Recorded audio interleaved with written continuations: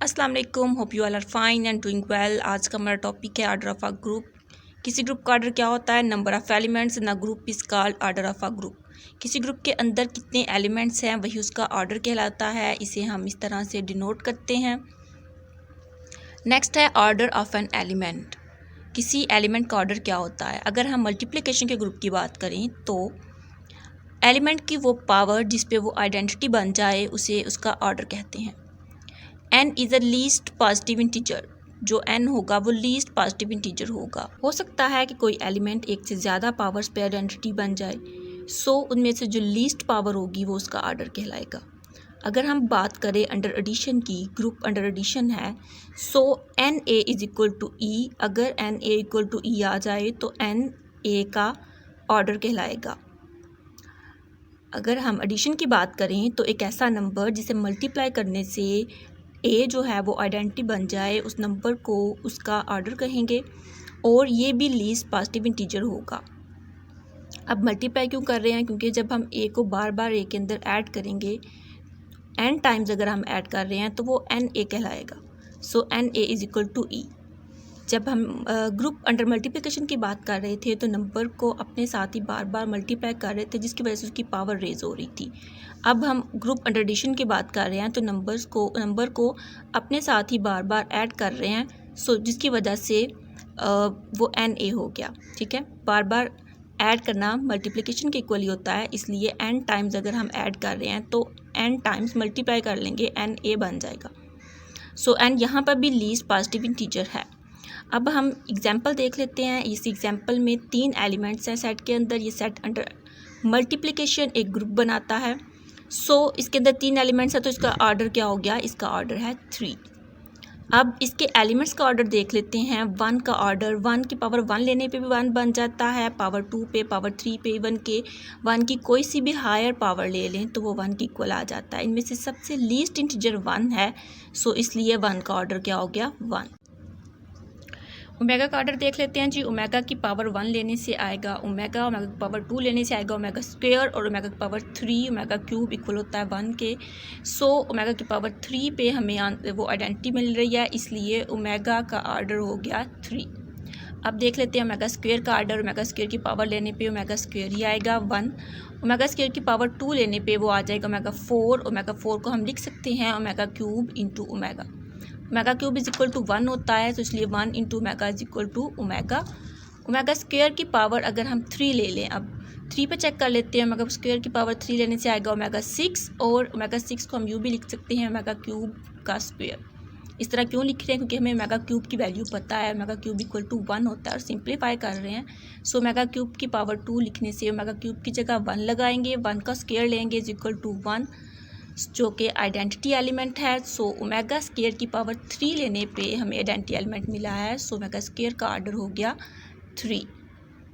एक और एग्जांपल देख लेते हैं। ये है 4th रूट ऑफ यूनिटी, उसका सेट है। ये अंडर मल्टीप्लिकेशन एक ग्रुप बनाता है। इसके अंदर 4 एलिमेंट्स हैं तो इस ग्रुप का ऑर्डर हो गया 4। अब इसी तरह हम इस ग्रुप के एलिमेंट्स का ऑर्डर फाइंड कर लेते हैं, जैसे पीछे किया है बिल्कुल उसी तरह से। क्योंकि ये भी अंडर मल्टीप्लिकेशन ग्रुप है तो 1 के अंदर 1 को 1 से 1 की पावर अगर 1 लें तो आंसर इक्वल टू 1 आता है।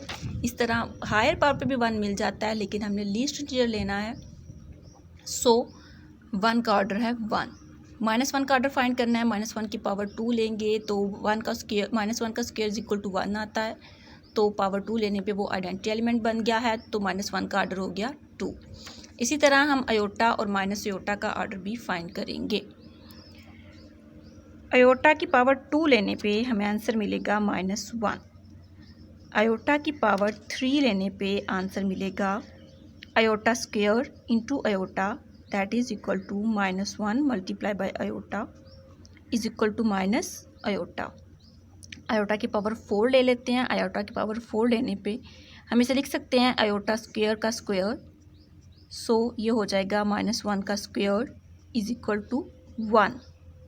सो अयोटा की पावर 4 लेने पे वो आइडेंटिटी एलिमेंट बन गया है, सो अयोटा का ऑर्डर हो गया 4। इसी तरह माइनस अयोटा का ऑर्डर फाइंड कर लेते हैं। माइनस अयोटा का अगर हम स्क्वायर लेंगे तो वो हो जाएगा अयोटा स्क्वायर और वो इक्वल होता है -1 के। अगर माइनस आयोटा की पावर 4 ले लेते हैं, सो माइनस की पावर जब इवन नंबर होती है तो वो प्लस हो जाता है, बाकी रह जाएगा आयोटा 4। तो इसे हम लिख सकते हैं आयोटा स्क्वायर का square, iota square is equal to -1, -1 का square is equal to +1। So minus iota की पावर 4 लेने से आइडेंटिटी एलिमेंट मिल गया है, तो इसका ऑर्डर हो गया 4। नेक्स्ट जो सेट है वो इंटीजर्स का सेट है, और इंटीजर्स के सेट में इन्फिनिट एलिमेंट्स हैं, तो इस ग्रुप का ऑर्डर इन्फिनिट है, या इसे हम इन्फिनिट ग्रुप भी कहते हैं। ये ग्रुप अंडर एडिशन है। अब इसके एलिमेंट्स का ऑर्डर फाइंड कर लेते हैं। चूँकि ये अंडर एडिशन है तो इसके लिए जो फार्मूला यूज़ होगा वो NA is equal to E वाला होगा। सो अब हम नंबर से मल्टीप्लाई करेंगे, पावर नहीं लेंगे। तो ज़ीरो को किससे मल्टीप्लाई करें कि वो ज़ीरो को किससे मल्टीप्लाई करेंगे हम कि वो आइडेंटिटी एलिमेंट दे, और एडिशन का आइडेंटिटी एलिमेंट होता है ज़ीरो। ज़ीरो को 1 से मल्टीप्लाई करने से हमें ज़ीरो मिल जाएगा। सो इसलिए ज़ीरो का ऑर्डर है 1। लेकिन इससे बड़े जो नंबर हैं 1 को मैं किससे मल्टीप्लाई करूं, ज़ीरो से कि वो ज़ीरो बन जाए सिर्फ। 2 को किससे मल्टीप्लाई करें, वो सिर्फ ज़ीरो है जिससे मल्टीप्लाई करने से वो ज़ीरो बनेगा। लेकिन अगर कभी ऐसा केस हो कि सिर्फ ज़ीरो पे ही वो आइडेंटिटी एलिमेंट बन रहा हो, इसके अलावा इससे बड़े नंबर पे ना बन रहा हो, तो फिर हम कहेंगे कि ये जो एलिमेंट है वो इन्फिनिट ऑर्डर का एलिमेंट है। तो 1 का भी कोई ऐसा नंबर हमें नहीं मिल सका जिससे वो मल्टीप्लाई करने पे ज़ीरो दे दे सिवाय ज़ीरो के, और 2 के लिए भी हमें कोई ऐसा नंबर नहीं मिल सका जिस पे वो मल्टीप्लाई करने से ज़ीरो दे दे सिवाय ज़ीरो के। तो इसलिए तमाम एलिमेंट्स जो कि इंटीजर्स के सेट के एलिमेंट्स हैं, वो तमाम एलिमेंट्स इन्फिनिट ऑर्डर के एलिमेंट्स हैं, उनका ऑर्डर इन्फिनिट है। इसी तरह अगर मल्टीप्लिकेशन के केस में देखा जाए तो मल्टीप्लिकेशन के केस में भी अगर हमें ए की पावर 0 देने पे ही वो सिर्फ हमें 1 मिले, इसके अलावा और किसी नंबर पे वो 1 ना बने, तो फिर उस एलिमेंट का ऑर्डर इन्फिनिट होता है। नेक्स्ट ये जो सेट है ये रेजिड्यू क्लास मॉडुलो 5 का सेट है, और ये भी अंडर एडिशन एक ग्रुप बनाता है। एक्चुअली ये वो रिमाइंडर्स हैं, जब भी किसी नंबर को 5 से डिवाइड किया जाता है तो ये 5 रिमाइंडर्स मिलते हैं। अब हम देखते हैं कि इसका ऑर्डर क्या है। अभी 0 का ऑर्डर हमने चेक किया था। इस ग्रुप का ऑर्डर कितना है, इस ग्रुप का ऑर्डर है 5, क्योंकि इसके अंदर 5 एलिमेंट्स हैं। 0 का ऑर्डर 1 को 0 से मल्टीप्लाई करने से हमें 0 मिलेगा, इसलिए 0 का ऑर्डर है 1। 1 को किससे मल्टीप्लाई करें कि वो हमें 0 दे। 1 को किसी से मल्टीप्लाई करने पे हमें 0 नहीं देता, लेकिन यहाँ पे बात हो रही है रेजिड्यू क्लास ऑफ मॉडुलो 5 की, यानी कि वो नंबर जब 5 पे डिवाइड करे तो आंसर में 0 आए। तो 5 के मल्टीपल्स को ही जब हम 5 पे डिवाइड करते हैं तो रिमाइंडर 0 बचता है। तो 1 को हम किस नंबर से मल्टीप्लाई करें कि वो 5 का मल्टीपल बन जाए। यूँ तो वो 5 से मल्टीप्लाई करने पे भी वो 5 का मल्टीपल बन जाएगा, 10 से मल्टीप्लाई करने पे बन जाएगा, लेकिन हमें चाहिए लीस्ट पॉजिटिव इंटीजर, तो वो 5 है। 5 से मल्टीप्लाई करने पे वो 5 बन जाएगा। 5 को जब हम डिवाइड करेंगे 5 से तो रिमाइंडर आएगा 0।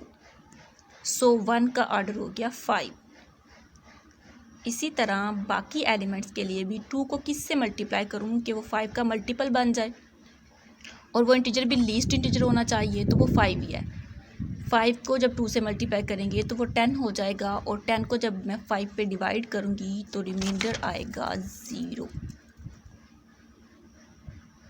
सो 2 का ऑर्डर भी 5 है। बल्कि ऐसे केसेस में जिस मॉडुलो की वो रेजिड्यू क्लासेस होती हैं वही उसका ऑर्डर होता है, तो बाकियों का ऑर्डर भी 5 ही है।